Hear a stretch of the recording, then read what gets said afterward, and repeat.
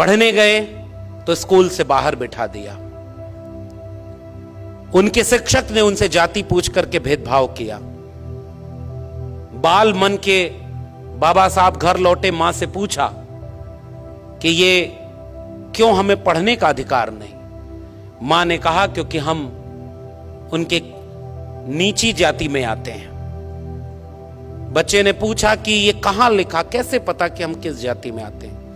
मां ने कहा किसी किताब में लिखा है कि हम सब छोटी जाति, नीची जाति से आते हैं। और बच्चे ने कहा कि मां किताब में तो गलत भी लिखा हो सकता है, मुझे मौका मिलेगा तो मैं उस किताब को बदल दूंगा और ऐसी किताब लिखूंगा जिसमें इंसान इंसान बराबर होंगे, कोई छोटा या बड़ा नहीं होगा। और उस किताब का नाम है भारत का संविधान।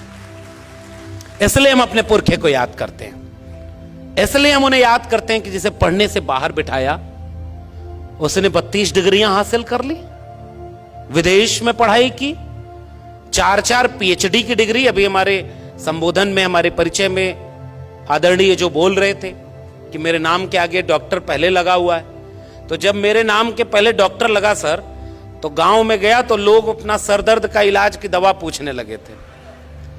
तो हमने कहा देखो भाई, इस शारीरिक बीमारी के इलाज की दवा का डॉक्टर तो दूसरा है, हम तो समाज की बीमारी की इलाज की दवा करने के लिए काम कर रहे हैं। इसलिए हम डॉक्टर इन फिलॉसफी है, हम समाज के बीमारी को ठीक करने की कोशिश करते हैं। इसलिए हमारा प्रोफेशन भी शिक्षक का है। इसलिए मैं कोट करना चाहता हूं, हमारे पुरखे को पढ़ने का मौका नहीं दिया, फिर भी उसने कलम नहीं छोड़ी। 32 डिग्रियां, 4-4 पीएचडी की डिग्री, और एक भी डिग्री फेक डिग्री नहीं थी।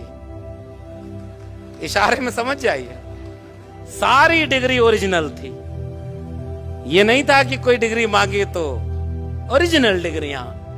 हुनर और काबिलियत ऐसी कि उन्होंने अपने हुनर और काबिलियत से, जब भारत का संविधान बनने की प्रक्रिया शुरू हुई और चुना जा रहा था, तो बहुत सारे लोग ये बात समझते हैं कि एहसान कर दिया किसी ने बाबा साहब डॉक्टर भीमराव अंबेडकर को संविधान की प्रारूप समिति का अध्यक्ष बनाकर। मगर हकीकत यह है कि उस वक्त पूरे मुल्क में उनसे ज्यादा काबिल और हुनरमंद दूसरा कोई था ही नहीं जो संविधान सभा की प्रारूप समिति का अध्यक्ष बनाया जा सके। उतने पढ़े लिखे, उतने हुनरमंद थे। मैं गया हूं उस जगह, गुजरात के सयाजी बाग बड़ोदरा में, पुराने लोग जानते होंगे। बाबा साहब लौट कर आए तो